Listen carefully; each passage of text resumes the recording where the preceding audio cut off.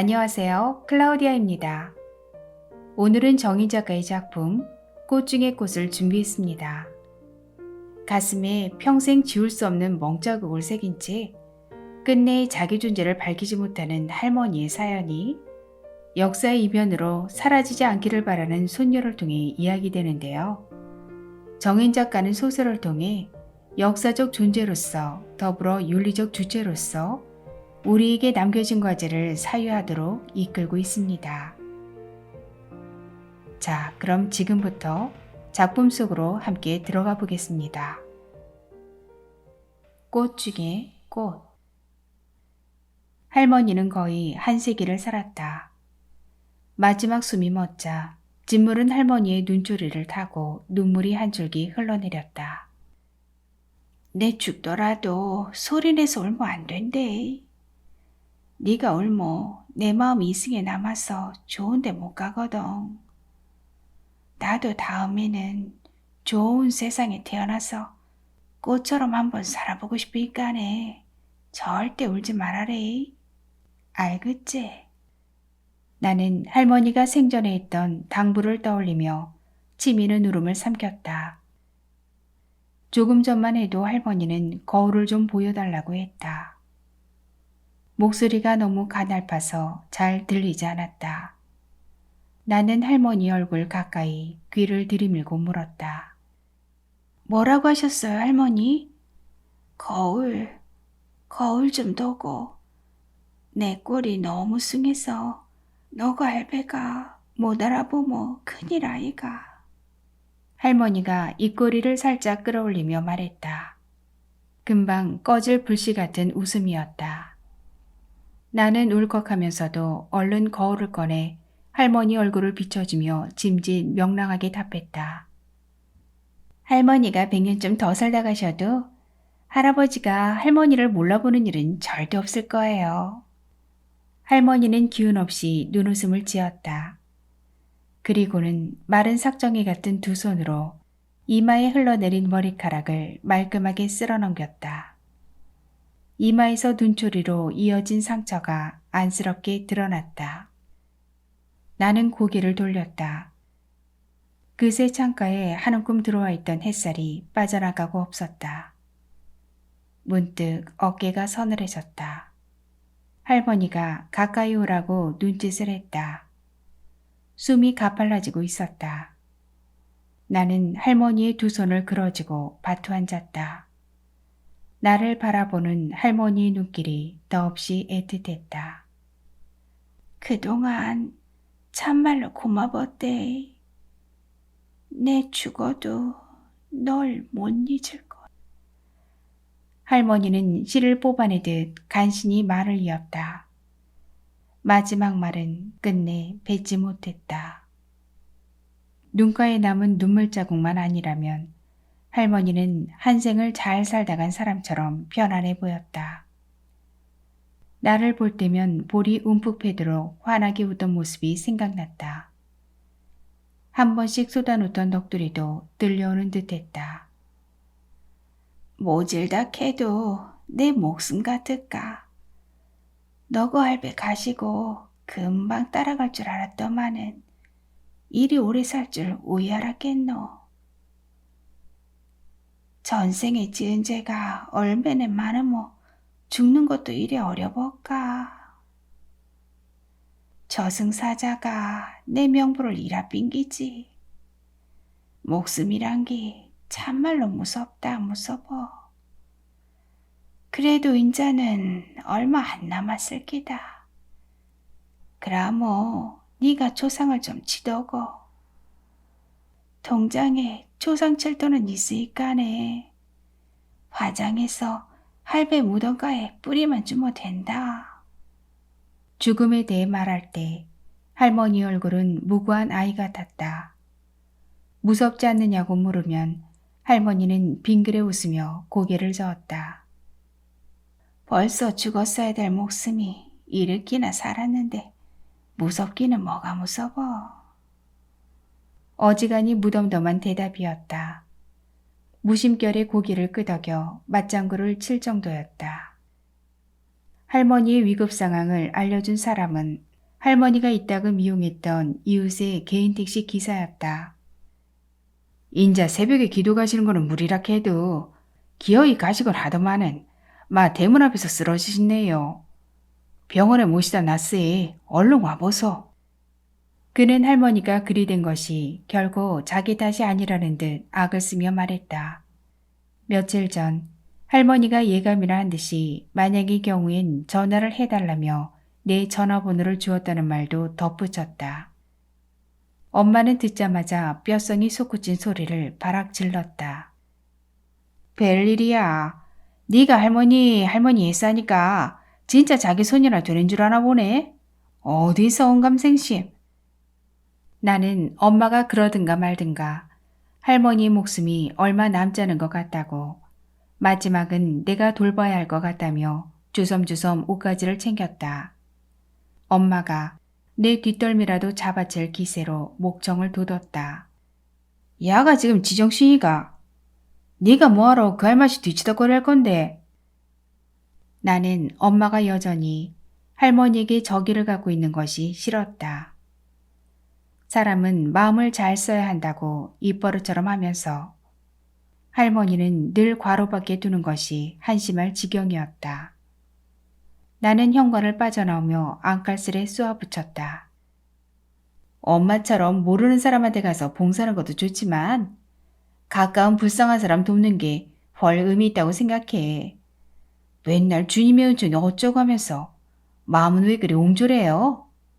엄마가 뒤에서 아이고 처년이 미쳤나 봐. 또 내 속을 뒤집어 놓네. 하며 한탄하는 소리가 들렸다. 좀 미안했지만 후회하지는 않았다. 그렇게 말허리를 자르지 않았다면 엄마는 끝까지 하고 싶은 말을 다 했을 것이다. 독한 할맛이, 나쁜 할맛이, 뻔뻔스러운 할맛이. 그래도 할머니의 죽음을 엄마에게 알리지 않을 수는 없었다. 엄마는 잠시 말이 없더니 한숨을 길게 내쉬고는 의외로 순순하게 답했다. 생각보다 빨리 갔네. 내 이따 가보든지 할게. 겨우 안심이 되었다.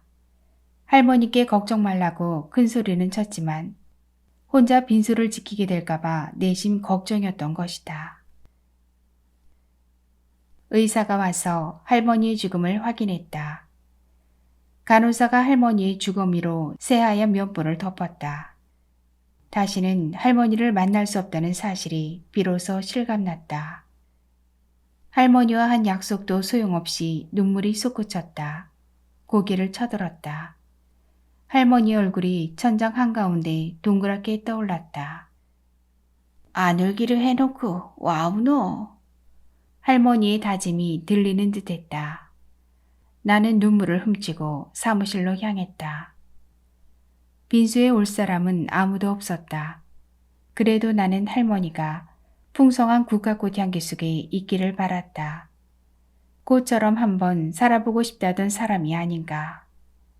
장의사는 부탁대로 꽃을 흐벅지게 꽂아주었다. 텅 빈 빈소에서 홀로 국화꽃 향기에 휩싸인 할머니는 주름이 가득한 얼굴로 수줍게 웃고 있었다. 오래전에 할아버지가 찍어준 사진이라고 했다. 사진 속에서 할머니의 생은 행복해 보였다. 할머니는 그 사진을 소중한 보물을 다루듯 조심스럽게 꺼내 보이며 말했다. 내한테 복이 딱 하나 있다 뭐. 너가 할배를 만난 기다. 안 많게도 전생의 연이 다 안기지. 안 그라모 우리가 어째 만날 수가 있었겠노. 너가 할배캉 길거리 나가모 안 치다보는 사람이 없었는데 할배 한번 보고 내 한번 치다보고 그래도 너가 할배는 부끄러운 줄도 모르고 어디든지 날 데리고 다닐라 않겠나. 안 갈라 크모 얼마나 성질을 내든지 니캉 내캉도 그런 인연일 끼다. 그자? 할머니는 애정을 확인하고픈 젊은 연인처럼 사뭇 진지하게 물었다. 장난기가 발동했던 나는 시큰둥한 얼굴로 글쎄요? 라고 했다가 실망한 낯빛에 당황했던 기억도 난다. 할아버지가 돌아가신 후 할머니를 다시 만난 것은 정말 그런 것이 있다면 인연 때문이었을 것이다. 그때 만나지 않았다면 할머니는 내게 할아버지의 작은 마누라로만 기억되었을 것이다. 하만댁으로 불렸던 내 할머니에게는 지독한 증오의 대상이었고 엄마에게는 아버지를 뺏어간 나쁜 년이었던 할머니. 그런데 나는 할머니를 처음 본 순간 이상하게 마음이 끌렸다. 할머니는 엄마의 손에 끌려간 할아버지 댁 아래채에 있었다. 그날 내 할머니와 엄마는 아침부터 무언가 큰일을 치르는 사람처럼 비장한 낯빛이었다. 그 며칠 전부터 얼굴을 맞대고 쑥덜거리는 분위기가 그다지 유쾌한 일은 아닌 듯 했다. 그날 엄마는 내 옷 중에 그나마 예쁜 것을 다 제쳐두고 낡은 옷을 골라 입혔다. 머리도 제대로 묶어주지 않았다. 골이 났지만 할머니까지 도끼 눈을 하고 엄마 말을 들으라고 호통을 치는 통에 아무런 내색도 하지 못했다. 할아버지는 굳은 얼굴로 우리를 맞았다. 내게는 늘 다정했는데 그날은 잠깐 스쳐봤을 뿐 할머니를 대하는 눈길과 다르지 않았다. 세 사람이 둘러앉은 방 안의 분위기는 냉랭했다. 할머니는 할아버지에게 큰 소리로 잘잘못을 따지고 엄마는 흘금흘금 두 사람의 눈치를 살펴가며 할머니 편을 들었다. 시간이 흐를수록 도저히 알 수 없는 어른들의 일이 지겨워 견딜 수가 없었다. 나는 살며시 일어나 방을 빠져나왔다. 마루로 나오자 바로 아래채가 보였다. 대문을 들어설 때부터 그곳이 궁금했다. 할머니가 그쪽을 향해 침을 탁 뱉으며 욕하는 소리를 들었던 것이다. 전하이 더러운 년. 어디서 굴러먹던 년이 나무 남자를 꿰차고 앉아서 안주인 행사를 할락하노. 나는 의미도 모른 채 할머니의 서슬퍼런 말투에 오금이 저렸다. 엄마는 내 앞에서 그런 말을 왜 하느냐며 혼자 구시렁거렸다. 나는 그곳에 누가 있는지 알고 싶어서 발소리를 죽여 아래채로 향했다. 아래채의 좁고 긴 마루는 반드르르하게 잘 닦여 있었다. 문살이 예쁜 방문에 햇빛이 비쳐들어 문종이 사이마다 붙인 단풍잎이 더욱 붉어 보였다. 나는 그것에 마음을 빼앗긴 채 잠깐 서 있었다. 안에서 인기척이 났다. 마치 거기 누가 있느냐고 묻는 것 같았다. 나는 잠깐 망설이다가 마루로 올라섰다. 그리고 서슴없이 문고리를 잡아당겼다. 방 안에는 한 여자가 앉아 있었다. 여자는 커다란 스툴을 앞에 두고 있다가 놀란 눈치였지만 이내 웃었다. 작고 흰 얼굴에 자잘한 주름이 금간 그릇처럼 퍼져나갔다. 할머니처럼 쪽머리를 하지 않고 긴 앞머리로 한쪽 이마를 가린 여자의 얼굴은 깊은 어둠에 휩싸인 것처럼 그늘져 보였다. 어린 마음에도 어쩐지 애달파 보이는 여자의 얼굴을 나는 물끄러미 쳐다보았다. 여자가 내 이름을 부르며 들어오라고 손짓을 했다. 연주? 네 연주 맞지? 할아버지한테 얘기 들었다. 이리 들어오이라. 여자의 목소리는 쇠소리를 내는 할머니나 엄마와 달리 궁글고 상냥했다. 나는 여자가 내 이름을 아는 것이 내심 반가워 냉큼 방으로 들어섰다. 방 안에는 색색의 수실과 수혜품을 가득 담은 대바구니가 여럿 놓여 있었다. 벽 한쪽에는 아름드리 소나무를 수놓은 횃대보가 길게 늘어져 있었다. 소나무 가지에 나란히 앉은 학 2마리가 나를 보고 있었다. 방 안을 비추는 햇살 때문인지 학은 금방이라도 날개짓을 하며 날아갈 것 같았다. 나는 호기심을 못 이기고 여자의 뒤로 돌아가 그것을 만져보았다. 매끄럽고 보들보들한 수실의 감촉이 손끝에 부드러웠다. 나는 여자를 돌아보고 웃었다. 여자가 상그레 웃으며 고개를 끄덕였다. 어떤 해찰도 다 용서될 것 같은 너그럽고 편안한 웃음이었다. 횃대보도 들춰보았다. 말코지에 할아버지의 두루마기와 중절모가 반듯하게 걸려 있었다. 나는 그 안으로 들어가 까꿍하듯 여자를 내다보았다. 여자가 입을 가리고 나직하게 소리내어 웃었다. 훗날 할머니는 그날의 나를 햇살처럼 밝고 겁없는 강아지처럼 명랑했다고 말했다. 남의 방에 낼름 들어와서는 꼭 집안꽃이 거침없이 구는 게 어째 그리 예쁘겠노. 보고 있으이 웃음이 절로 나오고 가슴에 꽃이 피는 것 같더라 카이. 할머니는 그랬는데 나는 그날 방 안을 환히 비추는 햇살 아래서도 베일처럼 그녀를 감싸고 있는 어둠을 느꼈고 그 분위기에 매료되었다. 엄마는 생각보다 빨리 왔다. 이미 할아버지와 친할머니의 장례를 치러본 적이 있지만 그것은 내게 하나의 의식에 불과했다. 그런데 할머니의 죽음은 죽음이란 실체였다.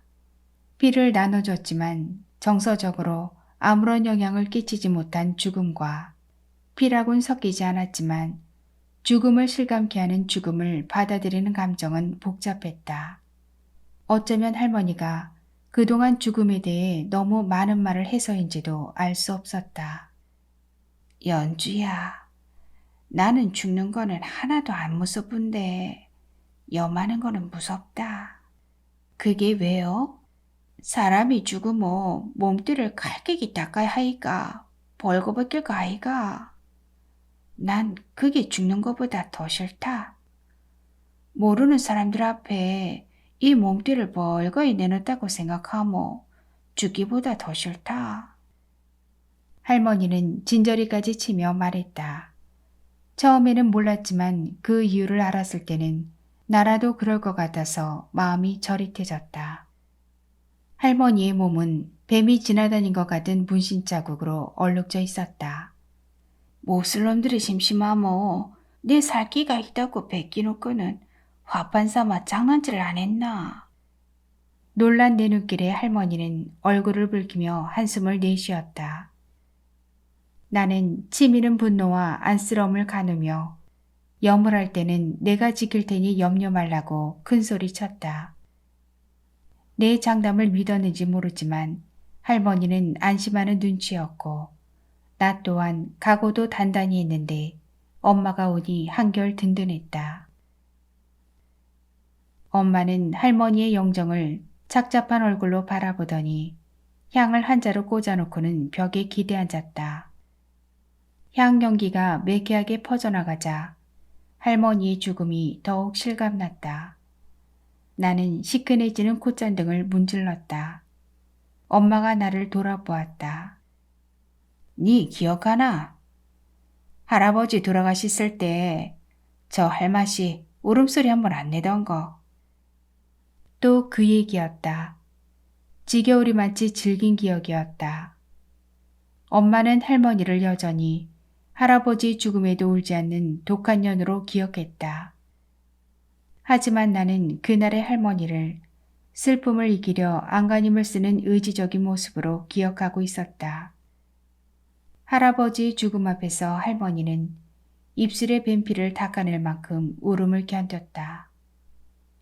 눈물이 볼을 타고 하염없이 흐르는데 소리가 나지 않는 울음은 중3이었던 내게 무척 이상했다. 언젠가 그 이유를 물었을 때 할머니는 정색을 하고 말했다. 이승을 하직하는 사람 앞에서 소리내 울모 영혼이 구초를 맴도는 기거든. 너고 할배는 적강선인이어서 갈 데가 극락뿐이었지만은 내 맘이 그렇게나 간절했던 기라. 적강선인? 그게 뭔데요? 나는 처음 들어보는 말에 고개를 갸우뚱했다. 하늘에 살던 사람이 어쩌다 죄를 지서 사람 사는 세상에 유배된 선인을 말하는 기다. 적강선인이 아이고서야 내고치 볼 것 없는 거를 그리 살뜰히 보살펴줄 사람이 세상 천지에 어디 있겠노? 하루에도 몇 번씩 팥죽 꼴도 변하는 게 사람 맴인데 은인도 그런 은인이 없지. 할머니는 내가 알아두어야 할 일이라는 듯 목소리에 힘을 실어 말했다.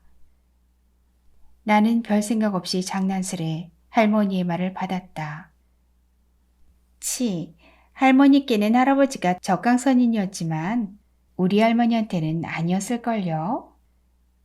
말이 끝나기도 전에 할머니의 눈빛이 허둥거리기 시작했다. 아차 싶었지만 할머니는 내 눈길을 피한 채 울 듯한 목소리로 말했다. 글키 말이다. 내가 참말로 큰 죄인이지. 이런 죄인이 없다. 할머니의 자책은 한동안 머릿속을 떠나지 않았다. 하지만 할머니는 죄인이 되기엔 너무 가여운 사람이었다. 그 얘기를 할까 하는데 엄마가 먼저 입을 열었다. 너가 할아버지 임종하던 날 오락해서 안 갔나? 그때도 아버지는 내한테는 눈길 한번 안 주고 저희만 보고 있더라. 딸이랑 손녀랑 왔다 가니까 잠시 돌아보긴 했는데 그 눈길엔 우린 없었어. 그 나이에도 어찌나 그게 설던지. 나도 그날을 기억하고 있다. 헤어진 후 9년 만이었다.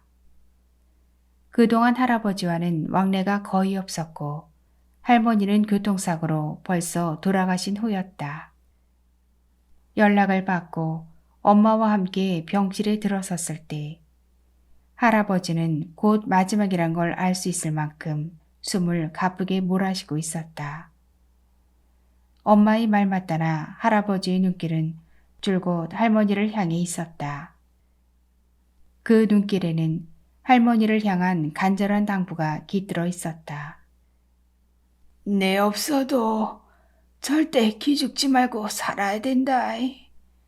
세상은 잘못한 거 하나 없어도 기죽어 살모 더 무시하고 깔아뭉개는 데니까.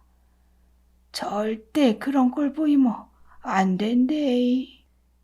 내 죽어도 네 곁에서 지킬 거니까 고개 반드시 들고 하고 싶은 거 하고 싶은 말 다 하고 살아야 된다.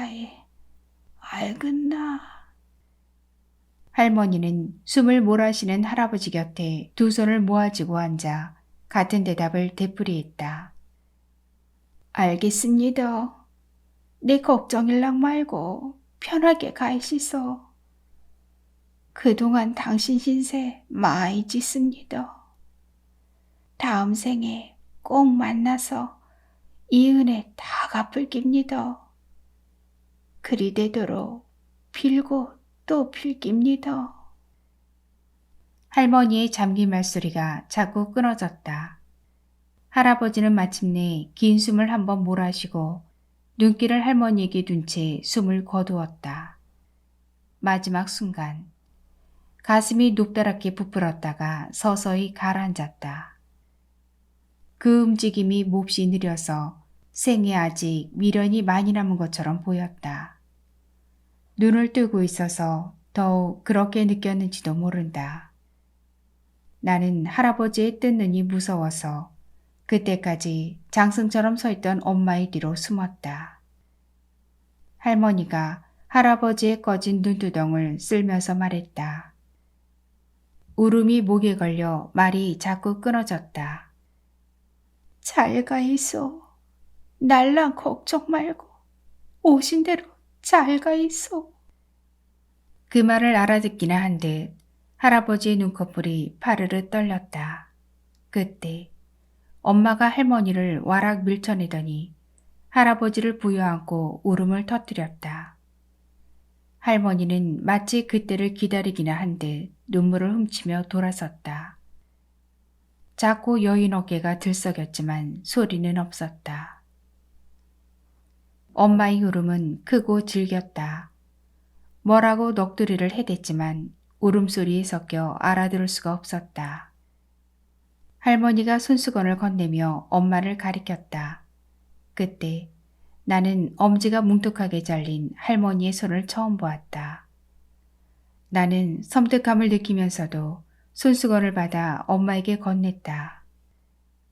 분홍 페랭이 꽃을 수놓은 손수건이었다. 엄마는 그것을 힘껏 바닥에 패대기 친 후 돌아섰다. 눈길에 원망과 경멸이 가득 담겨 있었다. 할머니가 무릎이라도 꿇을 듯 고개를 깊이 숙였다.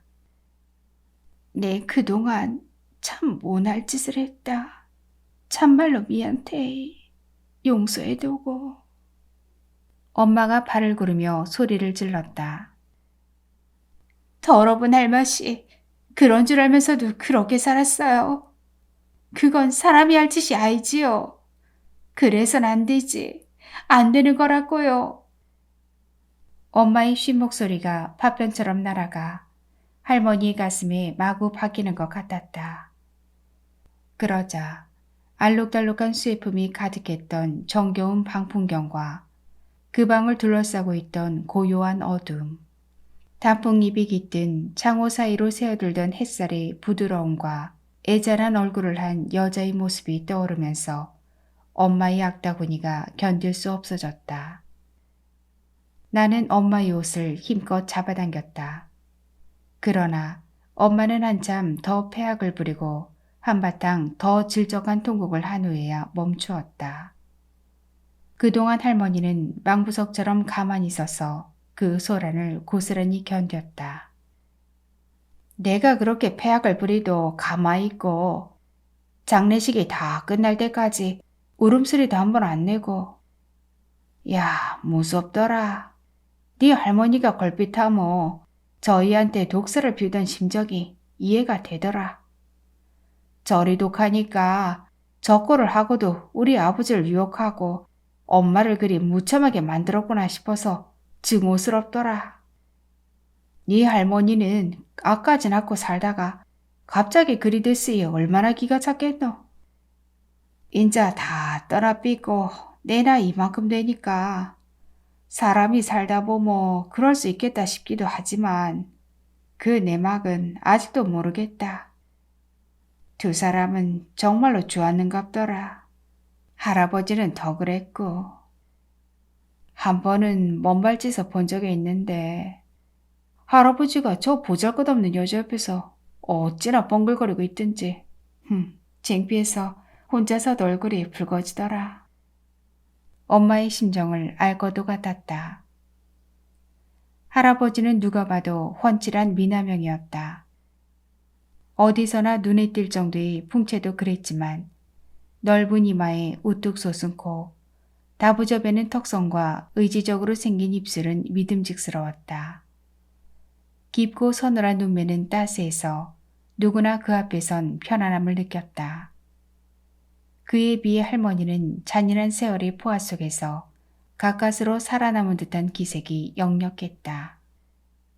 이마에 긴 흉터와 뭉툭 잘린 엄지, 절름거리는 걸음걸이와 왜소한 체구는 할아버지 곁에 있음으로써 더욱 눈에 띄었다.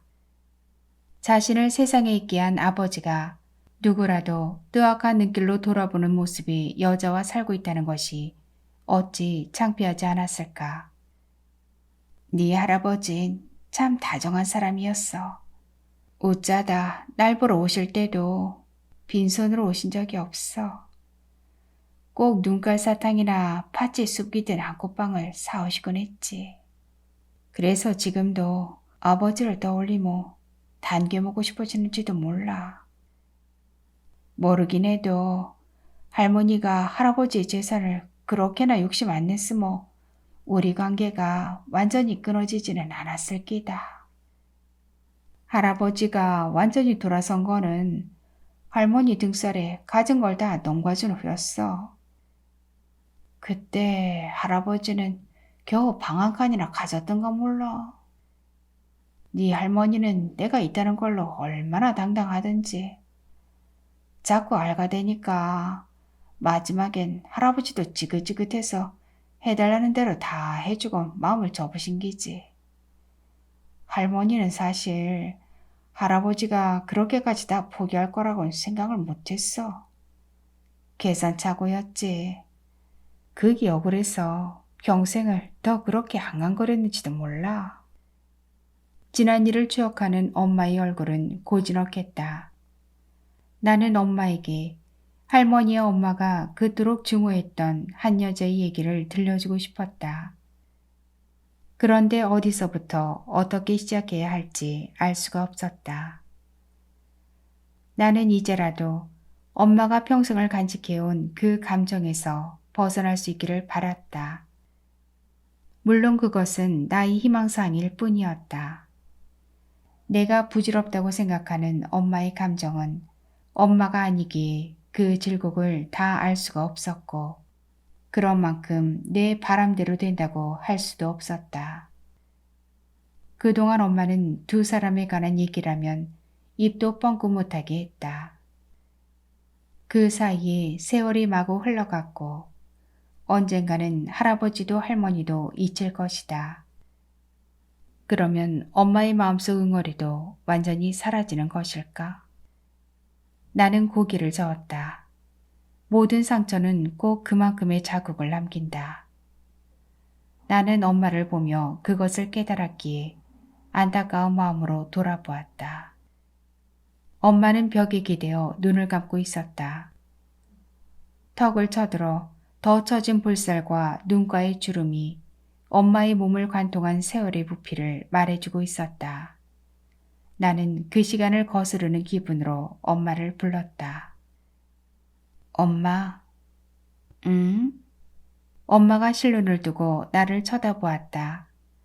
처진 눈꺼풀 속에서 나를 바라보는 눈길이 복잡했다. 얘기 하나 해줄까?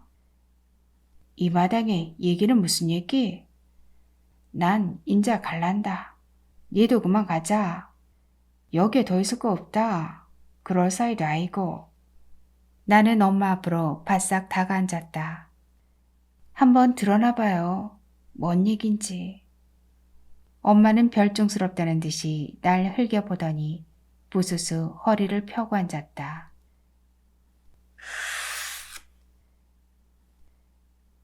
내가 할머니를 다시 만난 것은 안국역 6번 출구에서였다. 할아버지를 보낸 후 5년 만이었다. 할머니는 길 가던 남자에게 일본 대사관으로 가는 길을 묻고 있었다. 막 그 앞을 지나던 내가 돌아본 것은 국수가락처럼 매끌매끌한 서울 말씨 속에서 투박한 사발 같은 느낌으로 귓전을 스친 경상도 말 때문이었다. 돌아본 순간 눈을 의심했다. 두 손을 지팡이에 의지한 채 구부정하게 서 있는 노인은 놀랍게도 할머니였다. 발목까지 치렁하게 내려오는 긴 치마에 연회색 누비 재킷을 단정하게 차려입고 순수 만든 배낭을 맨 모습이 5년 전보다 헬스게 보였지만 분명 할머니였다. 그라이까네 쪽 바로 가다가 횡단보도를 건너서 또 쪽 바로 가면 나온다 그 말인교? 할머니는 목적지로 가는 길을 거듭 확인한 후 고맙다며 머리를 조아리고는 걸음을 떼놓았다. 나와 같은 방향이었다. 나는 할머니의 뒤를 따라 걸으며 아는 척할까 말까 계속 망설였다. 할머니 얘기만 나오면 눈에 쌍심지부터 돋는 친할머니와 엄마를 생각하면 그냥 지나쳐야 했다. 그런데 방향이 같았고 그동안 가끔씩 할머니가 궁금하기도 했다. 나는 결국 할머니를 불렀다. 할머니!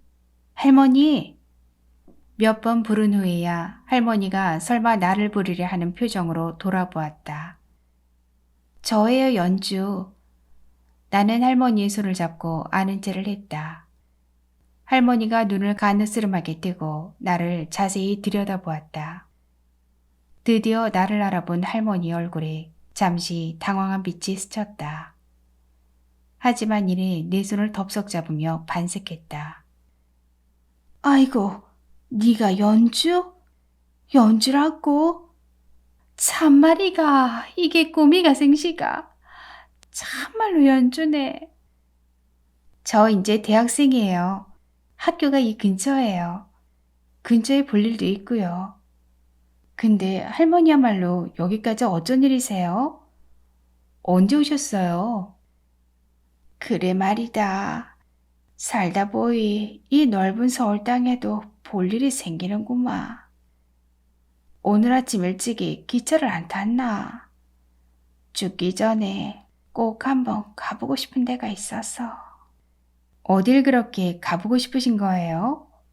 나는 할머니의 가느다란 팔을 잡고 길 옆으로 비켜서면서 물었다. 길을 물은 것으로 짐작이 되긴 했지만 설마 그곳일까 싶었다. 그런데 할머니의 대답은 뜻밖이었다. 내가 전에부터 수요 집회라는 데를 한번 와보고 싶어서 벼르다가 인자사 용기를 내봤다. 나서 보이 별것도 아니구만. 그동안 얼마나 마음을 쌌다 풀었다 했는지. 할머니는 말끝을 흐리며 할 일 없이 지나가는 사람들 쪽으로 눈길을 주었다. 순간 할머니에 대해 많은 것을 한꺼번에 알아버린 기분이었다. 가슴이 싸해졌다. 나는 마다하는 할머니의 배낭을 기어이 내 어깨에 메고 할머니의 발을 껴잡았다. 작은 새의 뼈가 한 움큼 손 안에 들어온 기분이었다. 우리는 나란히 일본 대사관 쪽으로 걸음을 떼놓았다.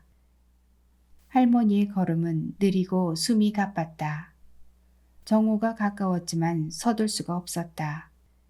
얼마쯤 가다가 할머니는 걸음을 멈추고 호흡을 한바탕 추슬렀다. 그리고는 작정한 듯 물었다. 니는 내가 와 걸을 갈락하는지 어째 안 물어보노? 왠지 좀은 알 것 같아서요. 나는 솔직하게 말했다.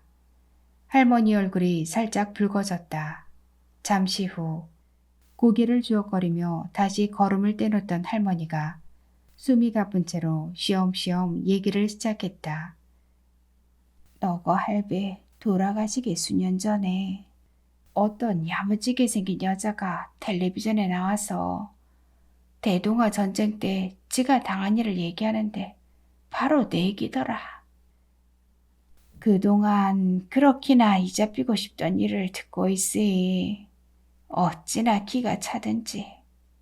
저 옆편 내가 이잡히려고 애를 쓰다 막 밑이 뺏는가 했다.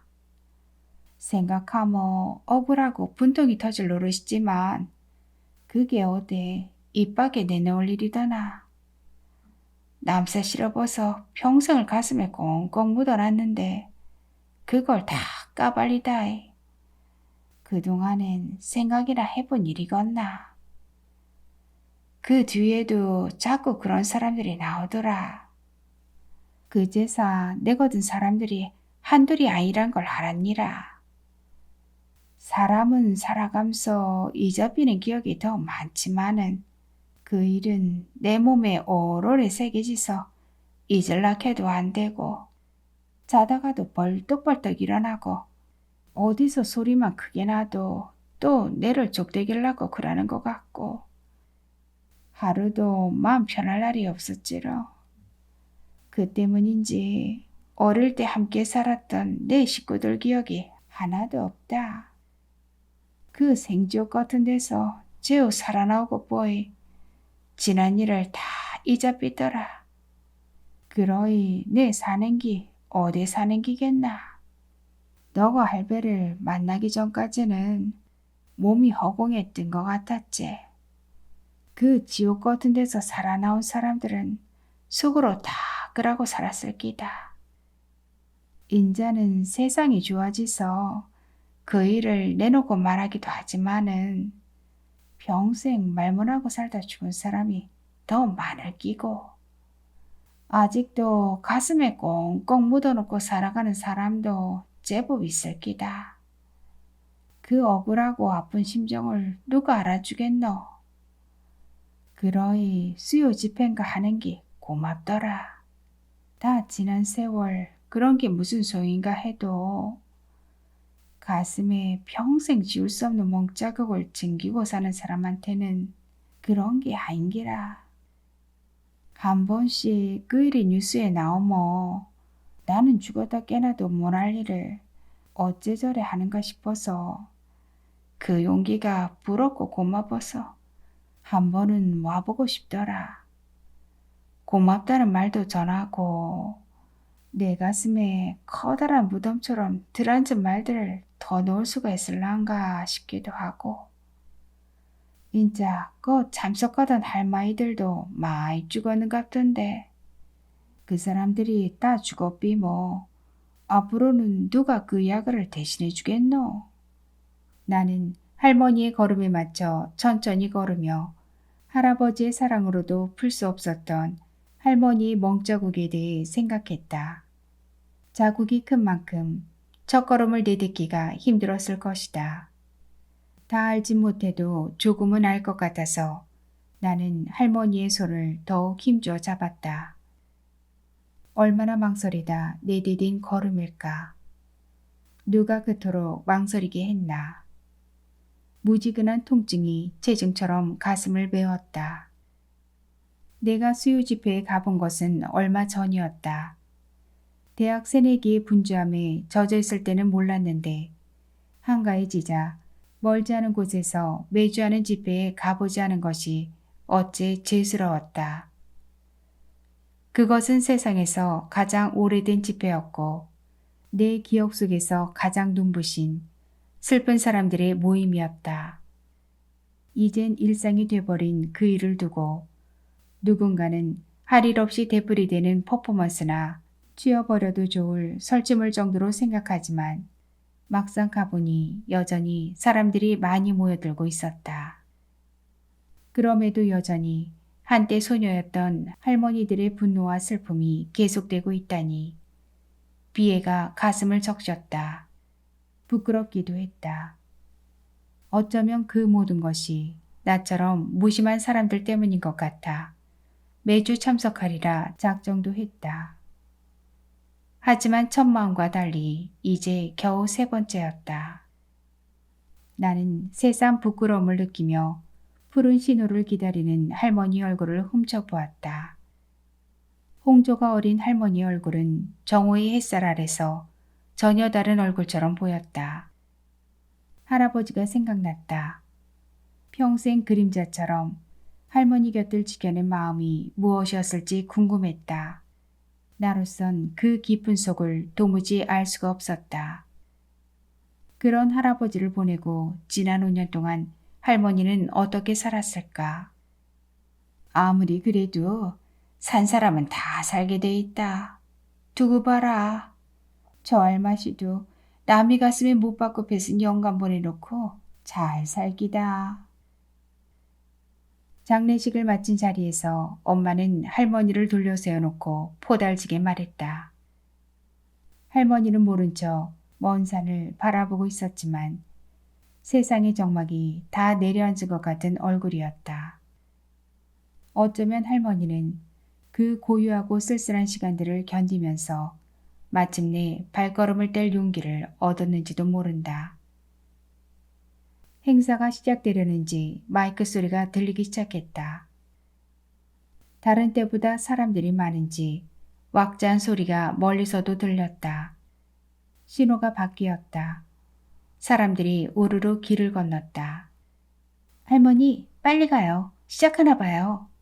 나는 급한 마음에 할머니의 손을 잡아 끌었다. 할머니가 내 손을 맵차게 뿌리쳤다. 놀라서 돌아보니 할머니 얼굴 주름 사이마다 두려움이 얼음처럼 박혀 있었다. 할머니! 불러도 대답이 없었다. 그저 입을 앙다문 채 돌아서더니 비틀거리며 걷기 시작했다. 금방이라도 쓰러질 듯 위태로운 걸음이었다. 나는 쫓아가 할머니 어깨를 감싸 안았다.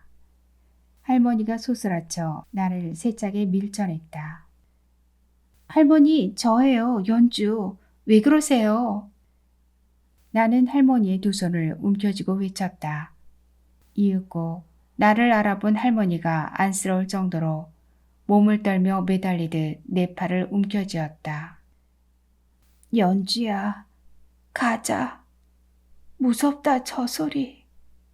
사람들 소리. 무섭다. 안 되겠다. 난 아직 아인갑다. 갈란다. 집으로 갈란다. 처진 눈꺼풀 사이에서 할머니 눈동자가 갈피를 잡지 못했다. 나는 할머니를 껴안은 채 택시를 잡았다. 택시에 오르자 할머니가 소리 죽여 울기 시작했다. 들어본 적이 없기에 애끓는 울음이었다. 그날 밤 할머니는 내 방에서 하룻밤을 보냈다. 둘이 눕기엔 비좁은 방에 어깨를 나란히 하고 누우니 오랫동안 그렇게 살아온 것 같은 생각이 들었다. 그 밤에 할머니는 피딱지가 된 붕대를 벗겨내듯 신음을 삼켜가며 자신의 이야기를 들려주었다. 그렇지 않았다면 나는 할머니의 사연을 영영 몰랐을 것이고 할머니의 생이 끝나는 순간을 지키는 일도 없었을 것이다. 그날 밤을 새워 들은 할머니의 얘기는 바로 내 할아버지의 얘기였다. 시내 국밥집에서 그들이 처음 만났을 때 그녀는 그를 알아보지 못했지만 그는 단번에 알아보았다. 15년 만이었고 한국전쟁이 끝난 가을이었다. 그는 국밥을 주문해야 한다는 것도 있고 손님들 사이를 분주하게 오가는 그녀를 멍하니 지켜보았다. 아무리 봐도 담 너머에 살던 이정래였다. 검고 단아한 눈썹 위에 뚜렷이 박혀있는 녹두알 만한 사마귀와 좁은 어깨, 가느다란 목덜미가 틀림없었다.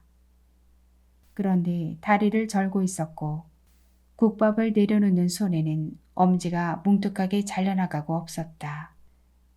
흑당 같은 머리를 길게 따 빨간 댕기를 들이우고 나비처럼 팔랑거리던 16의 그녀는 간 곳 없었다. 아무리 세월이 흘렀기로 저럴 수가 있을까. 그는 무두질하듯 쓰리 난 가슴을 자꾸 문질렀다. 이젠 대못이 되어 가슴 깊이 박혀있는 그녀가 만져지는 듯했다. 언제든 청혼할 때가 되기만을 기다리는데 어느 날 사라져버린 그녀는 그 후 그의 가슴에서 못이 되었다. 이제는 녹슬어서 뽑을 수도 없는 못. 그런 그녀가 놀다 버린 헝겊인형 같은 모습으로 국밥을 나르고 있는 것이다. 도대체 어디를 저토록 헤매다 왔단 말인가. 얼마나 잔인한 세월의 바퀴가 그녀의 몸 위로 마구 달려간 것인지 회 안에 가슴이 미어졌다. 그는 장작을 쪼개는 듯 아픈 가슴을 안고 눈길이라도 마주치기를 바라며 애타게 그녀의 뒷모습을 쫓았다. 그러나 그녀는 고개를 들지 않았다. 주문을 받을 때도 고개를 외로 틀어 사람들과는 아예 눈을 마주치지 않았다. 그저 불편한 다리를 끌면서 손님들 앞에 국밥을 갖다 놓기 바빴다. 그 후 그는 매일 국밥집에 갔다. 돈이 아까워 어쩌다 한 번씩 먹던 국밥을 날마다 먹으러 갔다. 국밥집은 그가 미군 부대에서 빼낸 자파들을 단골로 대주는 가게 바로 옆이었다. 그는 그녀에게 말이나 붙여볼 수 있을까 하고 일부러 시장 상인들이 들이닥치는 시간을 피했다. 그러나 말은커녕 눈길조차 마주칠 기회가 없었다. 그녀는 누구와도 말을 섞고 싶지 않은 듯 고개를 들지 않았다. 그렇게 하루하루가 흘러가자 그는 또 그녀를 놓치면 어쩌나 하는 조바심에 마음이 타들어가는 것 같았다. 그동안 그녀는 자주 꿈에 나타났다. 늘 기진한 모습이었고 한사코 그를 외면했다. 딱 한 번. 그가 며칠 모은 나무단을 팔아서 산 빨간 댕기를 건넸을 때 귓불까지 빨개져서 좋아하던 모습으로 나타났다. 환하게 웃으며 뛰어오는데 지렁하게 나은 머리끝에서 빨간 댕기가 나풀거렸다. 그가 맞으러 뛰어갔지만 아무리 달려도 가까워지지 않았다. 그녀는 안타까운 얼굴로 가까이 오라고 손짓하면서도 하염없이 멀어져만 갔다. 그는 절벽에 선 것 같은 심정으로 소리쳐 그녀를 불렀다. 정래야! 늘 같은 꿈이었다. 깨어나면 팔다리가 욱신거렸지만 현실이 아니기에 언젠가는 만날 수 있으리란 희망을 가질 수가 있었다. 그것이 다 앞날에 대한 불길한 예견이었던가. 그는 그녀에게 갈 때마다 가슴에 쌓여가는 돌무덤을 오늘은 와르르 부술 수 있기를 간절히 바랐다. 그런 어느 날 그녀가 그 앞에서 국밥을 쏟은 것은 차라리 행운이었다. 식당이 유난히 바쁘게 돌아가던 날이었다. 그녀는 다른 날보다 더욱 노리짱한 얼굴이 지쳐 보였다. 다리는 더 많이 절름거렸다. 그는 불안해서 견딜 수가 없었다. 그녀가 그 앞에 와 섰을 때 당장 그녀를 쌓안고 달아나고 싶었다. 그 앞에 국밥을 내려놓던 그녀의 손에서 뚝배기가 미끄러졌다. 그릇이 탁자 위를 구르며 뜨거운 국물이 허벅지로 쏟아졌다.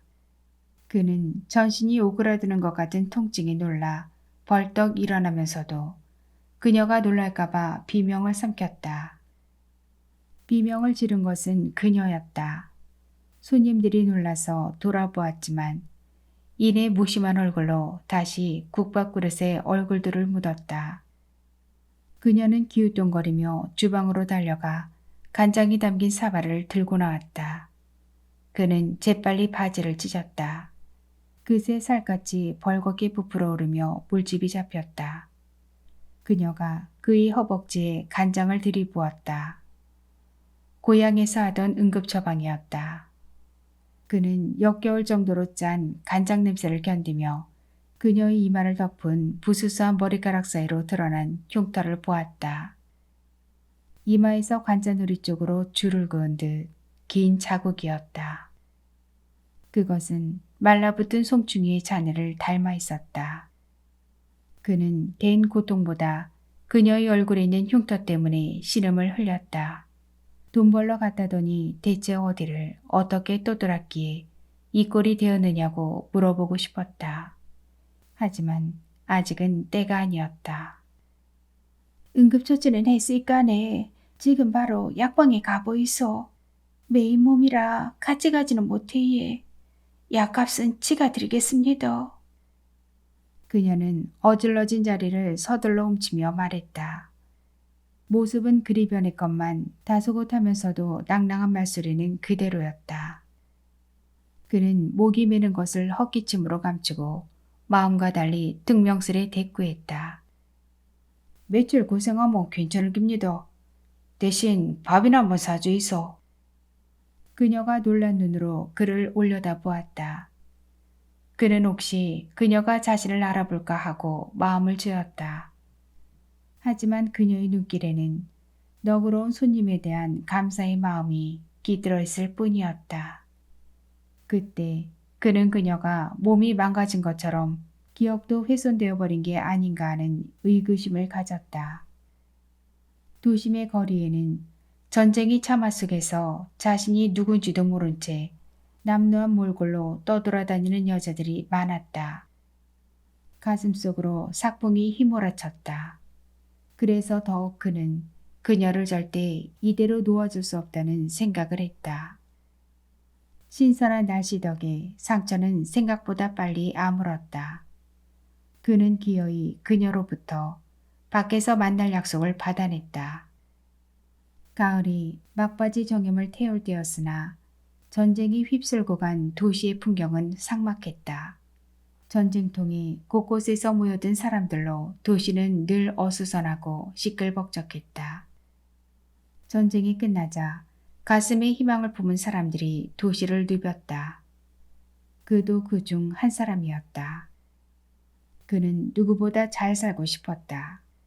마음속에는 늘 그녀가 있었다. 한순간도 그녀를 잊은 적이 없었다. 무엇이든 그녀와 하는 것을 꿈꾸었다. 이제 드디어 그녀를 만나게 되었다. 무슨 얘기부터 해야 하나. 그는 선창가의 쌀쌀한 밤바람 속에서 많은 생각을 했다.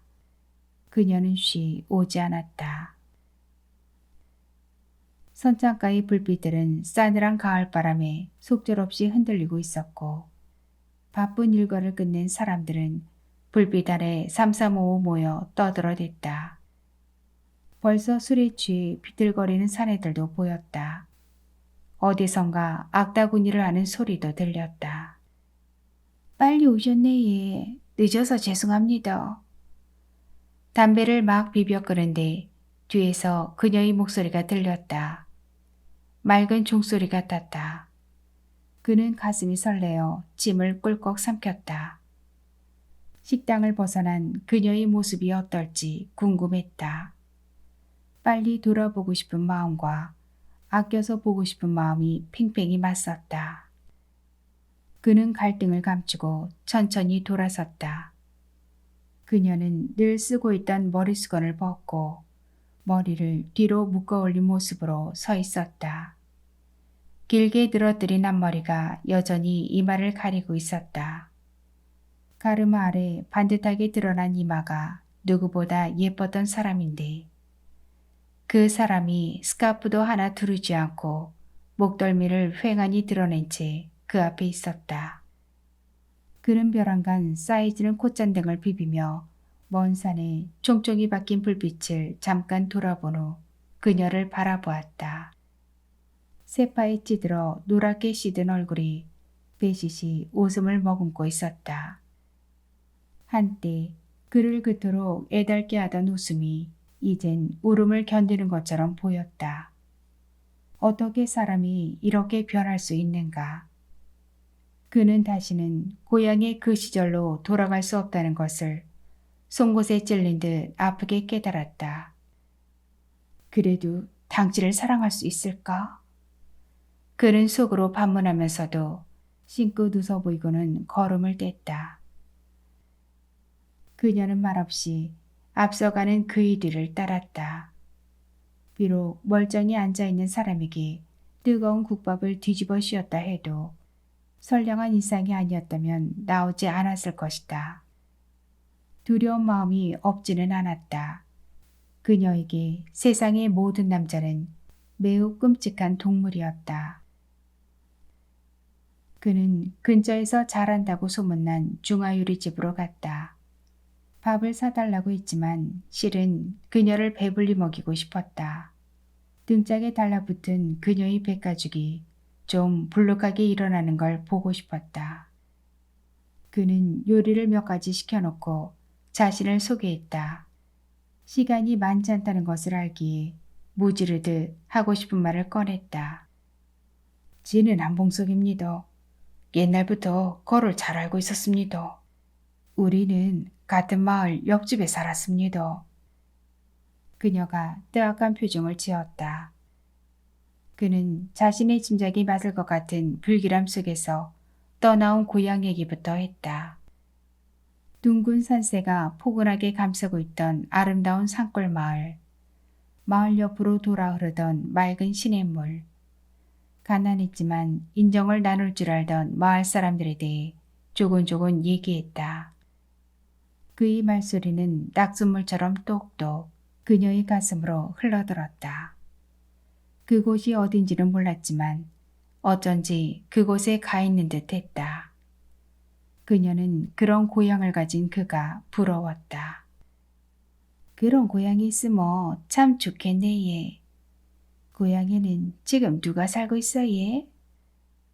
인자 그곳에는 아무도 없습니다. 전쟁통에 다 떠나비고 가족이 몰살당한 집도 꽤 많습니다. 그는 피난 나올 때 정네 집도 이사를 갔는데 그 후 소식을 모른다는 말은 차마 하지 못했다. 그녀로서는 알아도 몰라도 마찬가지였다. 지금이라면 차라리 모르는 것이 나았다. 그는 망설이다가 이웃에 살면서 그녀에게 품었던 연정에 대해서도 말했다. 정래는 참 예뻤습니다. 우리 마을 모스마들이 다 나중에 지색시할기라고 모이기만 하면 장담을 했습니다. 일남 삼녀의 맏딸이었는데 부모님이 다 고랑고랑해서 철들면서부터는 동생들을 벌어먹히다시피 하면서도 밝고 명랑했습니다. 일도 잘하고 술 놓는 것도 바느질 솜씨도 빼어나서 나이는 어리도 이 집 저 집 다니면서 일을 참 많이도 했습니다. 그럴 때마다 안쓰럽게 말할 수 없었지만 지 역시 가난한 집 자식이라 도울 방법이 없었습니다. 기껏 한다는 게 물을 지다가 사리문 앞에 갖다 놓거나 겨울 되면 나무를 해다 주는 정도나 했지. 웃자다 이웃마을 잔치집에서 밥이랑 반찬이랑 좀 얻어다 주며 고맙다면서 방실에 웃는 모습이 그렇게 예쁠 수가 없었습니다. 그 얼굴이 지금도 내 맘속에 등불처럼 걸리 있습니다. 그녀는 그의 가슴에 등불이 되어 흔들리는 한 여자의 모습을 상상해 보았다. 그가 자신을 두고 정례인 듯 말하지만 그럴 리는 없었다. 그녀의 이름은 이정례가 아니었다. 누군가 부르면 가슴이 땅바닥으로 곤두박질 치는 이름 하루코. 단 한 번도 자신의 이름 같지 않았던 이름 이춘자. 그녀는 속으로 치를 떨면서 계속되는 그의 얘기에 귀를 기울였다.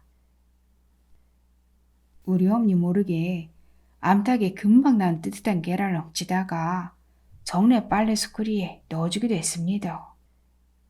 엄니한테 들키는 바람에 맷찜질을 억수로 당했지만은 정례가 좋았으면 좋았습니다. 한 2년만 더 기다렸다가 혼인할 생각이었습니다. 정례도 지 맘을 알았습니다.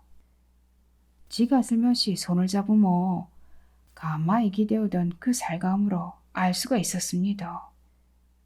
그런데도 지가 정례한테 해준 기라고는 붉은 댕기 한 개뿐입니다. 그때 그녀의 기억 속으로 맑은 강바닥에 비치는 잔돌처럼 붉은 댕기가 떠올랐다. 진작 머리카락이 잘려버려 소용없었는데도 오랫동안 간직했던 비단 댕기. 이유는 기억하지 못했지만 절대 잃어버려선 안 될 무엇보다 소중한 물건이었다. 그것을 애분이 마지막 가는 길에 넣어주었다. 언니야, 언니는 좋겠다.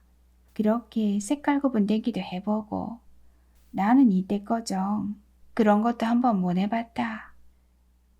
애분이 비참하게 그지없는 모습으로 쓰러져 있을 때 그 말이 생각나서 애분의 피 젖은 품에 넣어주었다.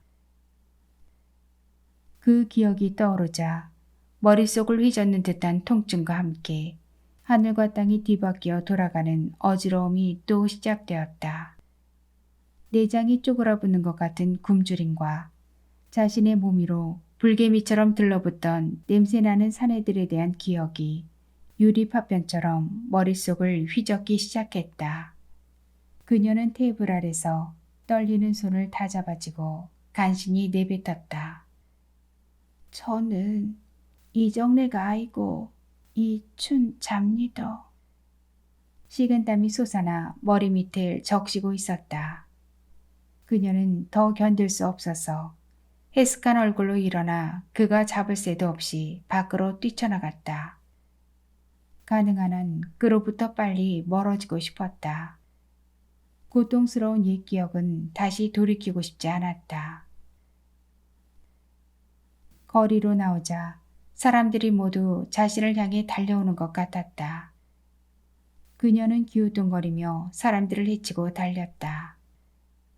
그녀가 달리자 이름도 모르는 어린 여자애들이 머리를 풀어헤친 채 울면서 뒤따라왔다. 그 뒤로 아랫도리를 덜렁거리는 사내들이 빛발선 눈으로 쫓아왔다. 그녀는 어두운 밤거리에서 숨을 곳을 찾아 허둥거렸다. 발가벗은 애분을 의자에 묶으며 낄낄거리던 군인들의 웃음소리가 귓전에 메아리쳤다. 벌건 대낮에 발가벗긴 채 울부짖는 애분을 차마 볼 수 없어 고개를 돌리자 군인들이 그녀의 머리채를 휘잡고 돌려 세웠다. 말 안 들으면 똑같이 만들어준다. 눈 똑바로 두고 쳐다봐. 안 그러면 누나를 뽑아버릴 거야. 눈을 떴지만 다행히 눈물이 앞을 가려 모든 것이 흐려 보였다. 에분의 비명이 고막을 찢었다. 그녀는 속으로 에분은 죄가 없다고 울부짖었다. 에분의 죄는 절대 해선 안 되는 임신을 하고 감춘 것, 배가 아파서 군인을 못 받겠다 한 것뿐이었다. 에분은 콘돔을 끼면 임신이 안 되는 걸로 믿었고 배가 늘 등가죽에 들러붙어 있어 그 안에서 아기가 자랄 수 있을 거라고는 꿈에도 생각지 않았다. 에분의 비명은 짧게 끝났다. 극성스레 울어대던 매미소리도 들려오지 않았다. 군인들이 키득거리며 찌꺼리는 소리만이 정막 속을 흘러다녔다. 여름 하우의 무더위 속으로 에분이 흘린 피냄새가 떠다녔다. 그녀는 뛰어나가 에분을 걷어주고 싶었다. 하지만 군인들이 번갈아 들어와 몸을 짓이겼다. 겨우 밖으로 나왔을 때는 저녁 무렵이었다. 에분의 시신은 아직 방치되어 있었다. 피가 말라붙은 칼자국마다 쇠파리가 끓고 있었다. 그녀는 댕기를 갖고 나와 피에 젖은 에분의 옷섭에 넣어주었다. 그 밤에 비가 내렸다. 시신은 치워졌지만 주적주적 내리는 비 속에서 에분의 울음소리가 끊임없이 들려왔다. 그 후 에분과 친했던 덕자는 걸핏하면 실실 웃으며 그날의 일을 주절거렸다. 핏덩이가 살아서 꼬물거리더라. 손도 발도 다 있더라. 그걸 군인들이 칼로 쿡쿡 찔러대더라. 덕자는 버짐이 허옇게 핀 입으로 넋이 나간 채 같은 말을 되풀이했다. 그녀는 덕자의 목을 졸라버리고 싶었다. 정신이 나가버렸다는 걸 알면서도 자꾸 그런 충동이 들었다. 에분의 마지막 모습도 자꾸 눈앞에 어른거렸다. 더는 견딜 수가 없었다. 자신의 피를 아편과 같이 먹으면 죽는다는 말이 생각났다. 그녀는 한 군인이 흘리고 간 단도를 감췄다. 아편은 수기에게서 조금 얻었다. 그 저녁에 그녀는 자신의 엄지를 칼로 그어 피를 받았다. 하필 덕자가 문 앞을 지나다가 그녀의 억눌린 신음소리를 듣고 뛰어들었다. 그날 그녀는 다리가 부러지고 손가락이 잘리고 정신을 잃을 때까지 두들겨 맞았다. 차라리 죽기를 바랐지만 그곳에서 뜻대로 할 수 있는 것은 아무것도 없었다. 그녀는 가끔씩 폭발하듯 되살아나는 기억들이 무서웠다. 그것들로부터 멀리 달아나고 싶었다. 바다를 향해 달렸다. 바다에 가면 파도가 다 휩쓸어 갈 것 같았다. 그곳에 뛰어들어 기억을 다 잠재우고 싶었다. 그는 바다를 향해 달려가는 그녀를 겨우 붙잡았다. 그녀가 뿌리치려 발버둥 쳤지만 악기 센 그의 손을 벗어날 수가 없었다. 그녀는 땅바닥에 주저앉아 통곡을 터뜨렸다. 그동안 쌓이고 쌓여 화석처럼 굳었던 울음이 한꺼번에 터져나왔다. 그는 그녀의 애끓는 울음이 그치기를 기다리면서 그토록 그리워했던 지난 시간이 다시는 올 수 없다는 것을 깨달았다. 그래도 할 수만 있다면 되찾고 싶었다. 그는 철썩이는 파도 소리를 들으며 주먹을 불끈 쥐었다. 어디에 부딪혀도 절대로 부서지고 싶지 않았다. 그녀와 함께라면 더욱 그랬다. 이윽고 울음을 그친 그녀는 아직도 그가 곁에 있는 것을 보고 놀랐다. 부끄럽기도 했지만 고마웠다. 그의 온기가 포근해서 자신을 감싸는 것을 느꼈다. 그동안 어디서도 느끼지 못했던 것이었다. 그녀는 그가 내미는 손을 조심스레 잡고 일어섰다. 마주선 그가 다짐을 두듯 말했다. 거 이름은 이정래입니다. 절대 이춘자가 아닙니다. 그녀는 고개를 끄덕였다. 이 듬직한 남자에게 기대어 자신은 기억하지 못하는 정리의 얘기를 더 듣고 싶었다. 건강한 두 다리와 온전한 열 손가락을 가진 잘 웃고 부지런하던 한 소녀의 얘기를. 그녀의 바람대로 그는 자주 옛 이야기를 해주었다. 그러면 언뜻 스쳐가는 바람처럼 고향과 가족에 대한 기억이 희미하게나마 그녀의 뇌리를 맴돌았다. 그러나 그뿐이었다. 이야기 속의 어느 장면도 또렷해지는 것은 아무것도 없었다. 그 무렵 그에게는 하만댁이란 태코를 가진 여자와 딸이 있었다. 결혼은 하지 않았지만 아이가 생겨 그럭저럭 아비 노릇을 하고 있었다. 그런데 그녀를 만난 후 아이를 보러 가던 발길이 뜸해졌다. 한참 후에야 그것을 한 그녀는 자신의 발등을 찍어버리고 싶었다. 미리 알았더라면 어떻게 해서라도 마음을 주저앉혔을 것을. 그를 원망했지만 돌아가기엔 너무 먼 길이었다.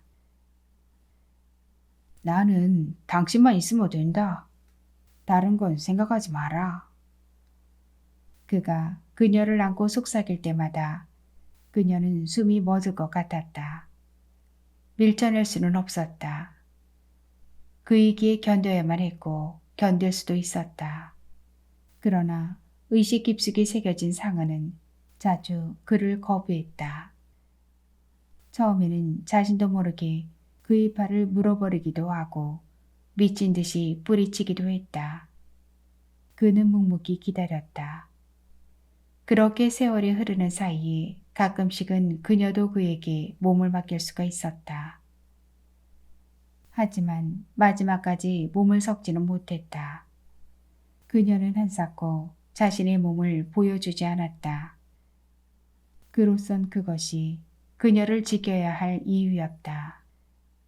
아무런 죄도 없이 건강한 뿌리를 다 잘려버리고 어디에도 뿌리를 내릴 수 없는 병든 나무 같은 그녀를 거친 세월의 비바람 속에 홀로 세워둘 수가 없었다. 그녀는 하만떼가 그 딸 가연에게 죄의식을 느꼈다. 자신이 없었다면 그들이 가족을 이루고 살았을 거란 생각이 쇠꼬챙이가 되어 그녀를 무시로 찔러댔다. 미안하다는 말이라도 하고 싶었지만 마주치기만 하면 새파랗게 나를 세우는 하만떼기 무서웠다. 자신의 뜻과 상관없이 쇠바퀴 같은 세월에 휘감겨 산 삶이 억울하기도 했다. 그 속에서 그를 만난 것은 징그러움 같은 생에 대한 위로였다. 그 아늑함 때문에 그녀는 눈을 질끈 감아버렸다. 그 세월이 너무 길었다. 그녀는 남은 생애 동안 그것이 후회스러웠다.